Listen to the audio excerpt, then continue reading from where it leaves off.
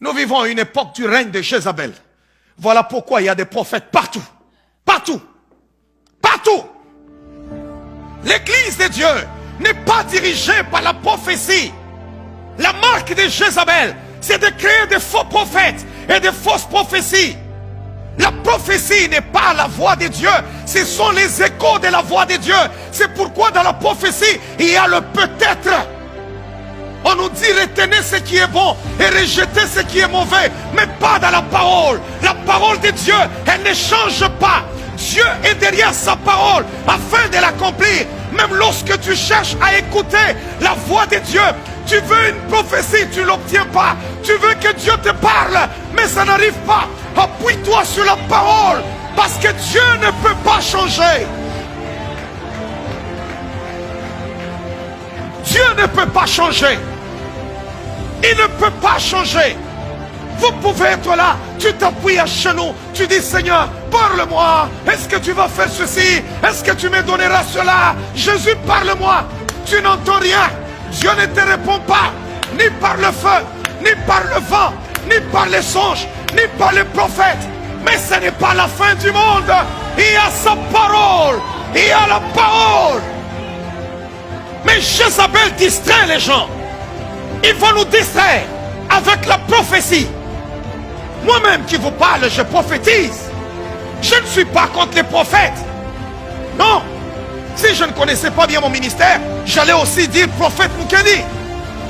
Mais la vie de l'homme, l'église de Dieu n'est pas dirigée par la prophétie. Vous vous levez un matin, Dieu a dit, Dieu a dit, Dieu a dit. Vous vous levez demain, Dieu a dit, Dieu a dit, Dieu a dit. Vous vous levez après-demain, Dieu a dit ceci, Dieu a dit cela. Je m'en fous qui que tu sois. Tu peux venir me dire Dieu a dit. Mais la parole de Dieu déclare, même un ange, s'il venait du ciel pour venir vous annoncer un autre évangile que celui qui nous a déjà été annoncé, qu'il soit anathème. Dans la prophétie, il peut y avoir du peut-être, mais dans la parole de Dieu, il n'y a pas du peut-être. Toute écriture est inspirée de Dieu, utile pour enseigner, pour corriger, pour instruire dans la justice. Oh, toute écriture est inspirée de Dieu. La première des choses, vous allez voir, on dit, cette femme Jézabel, qu'est-ce qu'elle fait? Est-ce qu'elle enseigne? Non. Elle n'enseigne pas d'abord. Elle prophétise d'abord, après elle enseigne.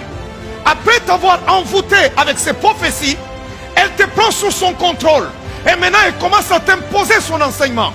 Parce que si elle met son enseignement avant, elle ne t'a pas encore envoûté, elle ne t'a pas encore manipulé, elle ne t'a pas encore embrouillé. Là, tu vas refuser cet enseignement. Elle se fait d'abord prophétesse. Elle te donne des prophéties avec exactitude.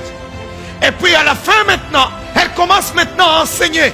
Et quand elle enseigne, là tu dis, waouh, c'est correct. Ah, c'est correct. Je suis désolé. L'église de Dieu n'est pas dirigée par la prophétie. Le prophète peut commettre une erreur, mais la parole de Dieu ne commet pas l'erreur. Hey, hey, hey, hey, hey, hey, hey, hey, hey, hey, hey, hey. Regardez cet esprit de manipulation. Cet esprit est entré dans l'église, en train de manipuler l'église de Dieu, manipuler les serviteurs de Dieu. Il y a des gens, ils se lèvent chaque matin. C'est la prophétie qui les dirige. Non, la prophétie ne guide pas ma vie.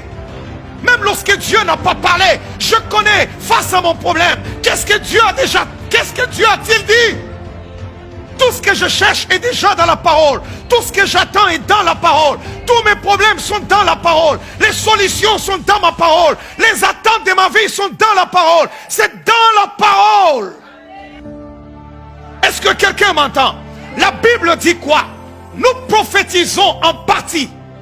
N'avez-vous pas lu dans la Bible qu'un des prophètes, un grand prophète, dans la parole de Dieu, qui ne commettait jamais d'erreur, tout ce qu'elle disait, Dieu l'accomplissait. Il est entré dans la maison d'Isaïe, il a fait une fausse prophétie, il a tapé à côté, il a vu le fils d'Isaïe entrer, il a dit à son père, certainement, loin de l'Éternel est là, c'est celui-ci que Dieu a choisi comme roi. Mais il a entendu Dieu lui dire, écoute jeune homme, je l'ai déjà rejeté, ce que tu dis là, ce sont tes pensées, c'est la chair qui a parlé, ce sont tes émotions qui ont parlé, parce que tu as vu un homme grand, tu as vu un homme costaud, il parle bien, il sait comment manier, je ne sais pas la langue de Molière. Et tu as dit, loin de l'Éternel est ici. Ça, ce n'est pas moi. Il voit le deuxième. Il tape encore à côté. Mais écoutez, la seule chose qui ne peut pas taper à côté, c'est la parole de Dieu. C'est pour cela que la Bible déclare, au commencement était la parole. Au commencement, il n'y avait pas la prophétie. Au commencement, il n'y avait pas de miracle. Au commencement, il n'y avait pas de ceci, cela. Mais au commencement était la parole. Lisez la parole de Dieu, chrétien. Lisez la parole de Dieu. Et l'esprit de Jézabel ne vous manipulera pas. L'esprit de Jézabel ne vous contrôlera pas. Lisez la parole. Lisez la parole. Lisez la parole. La parole de Dieu déclare, ta parole est une lampe à mes pieds et une lumière sur mon sentier. On n'a pas dit la prophétie est une lampe à mes pieds. Des fois nous prophétisons, des fois nous-mêmes on ne comprend pas ce qu'on a dit. Mais c'est plus tard qu'on se rend compte que, oh, c'est ce que Dieu m'avait dit, c'est ce qu'il voulait me dire. Mais comment est-ce que ce que je n'ai pas compris peut m'aider à marcher? La prophétie ne dirige pas ma vie. Ce qui dirige ma vie, c'est la parole de Dieu. Même si le prophète a tapé à côté, ça ne peut pas ébranler ma foi, parce que ma foi est bâtie sur la parole de Christ. Mais le règne de Jézabel, c'est prendre la prophétie, la mettre au-dessus de la parole. Voilà pourquoi l'enseignement vient en seconde position.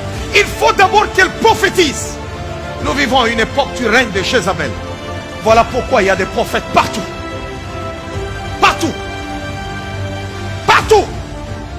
J'espère que quelqu'un m'écoute là où tu es. Tu es en train d'écouter cette parole. Et tu dis, Seigneur, sauve-moi de cet esprit de Jézabel. Seigneur, sauve-moi. Et prends la résolution aujourd'hui d'aimer la parole de Dieu, de méditer la parole du Seigneur, d'entrer en profondeur, d'être un chrétien fermé, pas un chrétien qui court seulement derrière une parole prophétique.